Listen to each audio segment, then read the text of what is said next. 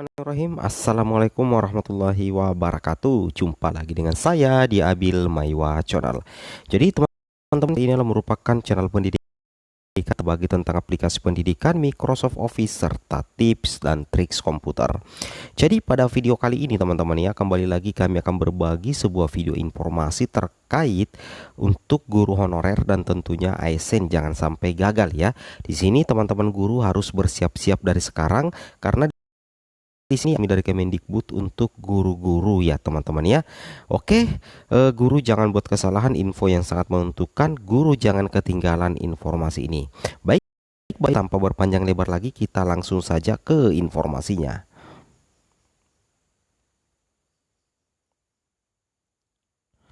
Jadi di sini baru-baru dari pihak Kemendikbud sendiri itu merilis terkait tata tertib peserta seleksi akademik calon mahasiswa PPG dalam jabatan secara daring berbasis domisili. Jadi perlu teman-teman pahami bahwa untuk mendapatkan tunjangan profesi guru tentunya teman-teman harus lolos terlebih dahulu melalui PPG ya.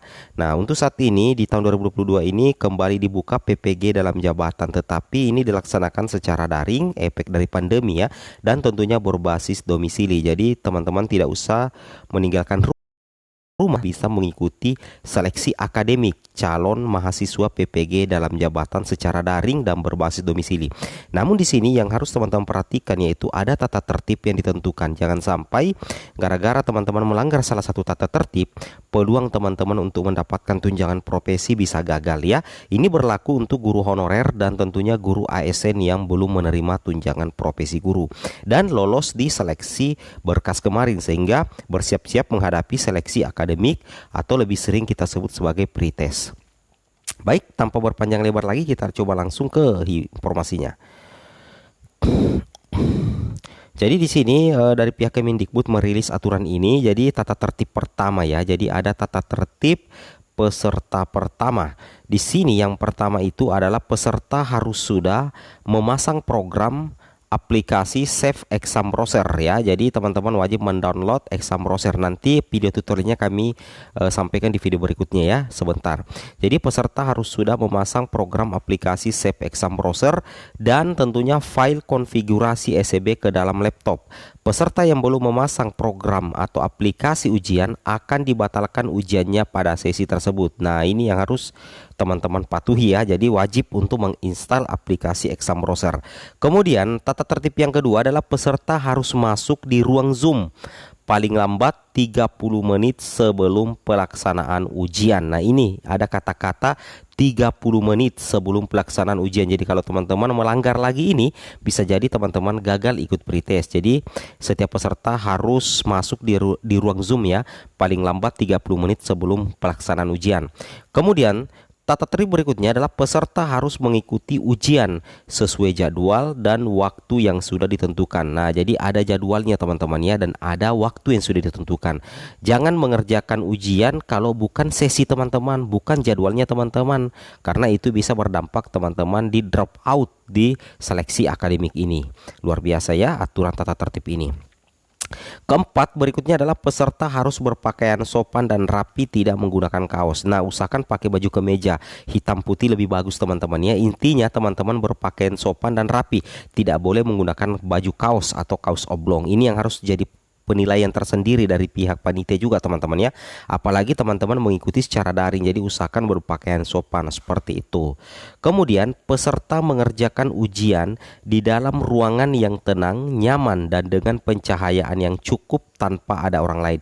Jadi ketika teman-teman ikut pretest secara daring nantinya, itu di dalam ruangan itu, apakah di rumah, di kebun, atau di tempat-tempat yang teman-teman anggap nyaman, itu tidak boleh ada orang lain teman-teman, hanya teman-teman sendiri, dan usahakan pencahayaannya cukup. Seperti itu Bapak Ibu ya.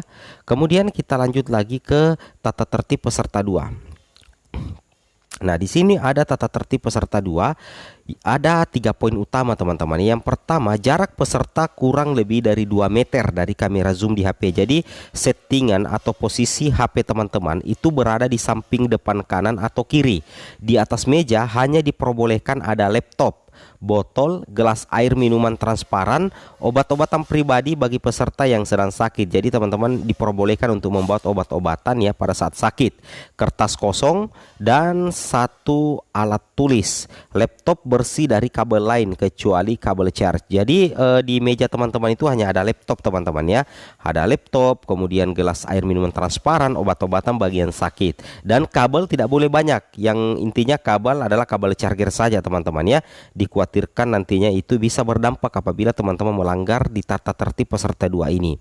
Kemudian berikutnya adalah peserta harus mengikuti dan menaati pengawas dalam proses verifikasi dan selama pelaksanaan ujian. Proses verifikasi data, ruang, dan kepengawasan dilakukan dengan menggunakan aplikasi Zoom. Namanya juga online teman-teman ya. Jadi pengawasannya itu versi Zoom. Dan satu saran teman-teman wajib ya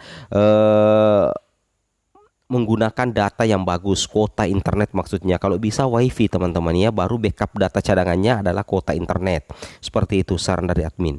Apabila saat pelaksanaan ujian tampilan peserta di aplikasi Zoom tidak sesuai petunjuk atau aplikasi Zoom, peserta mengalami masalah sehingga video tidak tampil di aplikasi pengawas, proses ujian dari peserta tersebut akan dihentikan untuk sementara waktu.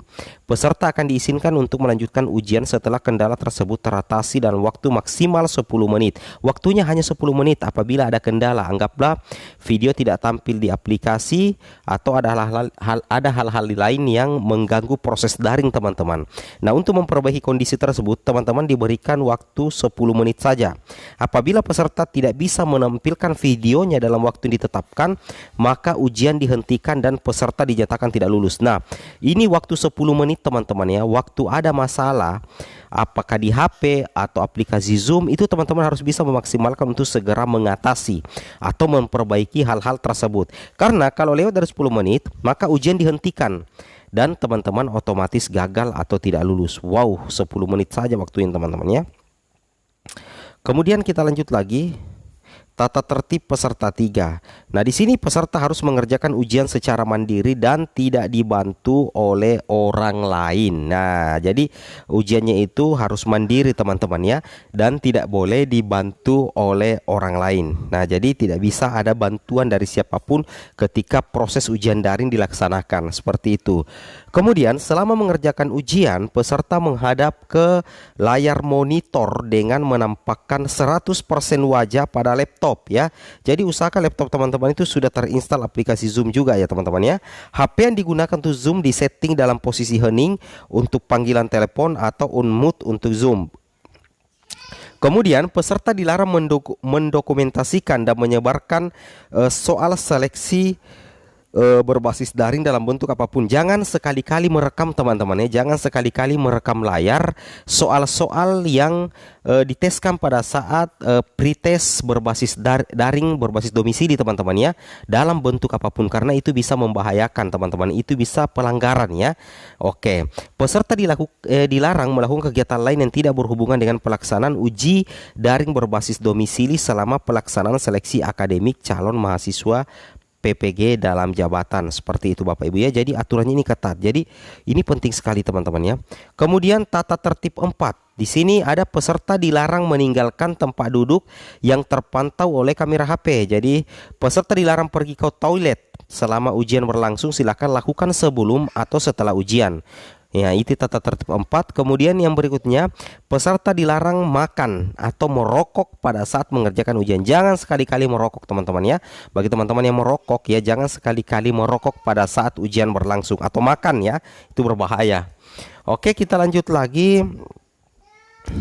Peserta diperbolehkan minum air putih dari botol transparan atau minum obat pada saat mengerjakan ujian. Silahkan siapkan terlebih dahulu. Kemudian berikutnya, panitia pengawas berhak memberhentikan pelaksanaan uji yang sedang berjalan untuk peserta secara individu jika ada peserta yang melakukan tindakan kecurangan atau melanggar ketetapan dan peraturan. Wow, ini lebih ketat lagi teman-teman ya. Oke, kemudian kita lanjut ke tata tertib berikutnya. Nah, ini pelanggaran ringan. Nah, di sini teman-teman bisa cek apa saja contoh pelanggaran dan sanksi. Nah, ini masih dalam kategori pelanggaran ringan teman-teman ya. Peserta lupa mematikan suara HP, itu masuk dalam kategori pelanggaran ringan, dan sanksinya adalah Peserta diperingatkan oleh pengawas. Peserta berpakaian tidak sopan sebelum ujian itu masuk juga ke dalam kategori pelanggaran ringan. Tetapi kalau bisa teman-teman hindari ini dua pelanggarannya, hindari ini dengan ini. Meskipun nantinya teman-teman itu diperingatkan oleh pengawas. Seperti itu teman-teman ya, info yang sangat penting untuk guru-guru honorer dan ASN non sertifikasi. Semoga video ini bermanfaat. Assalamualaikum warahmatullahi wabarakatuh.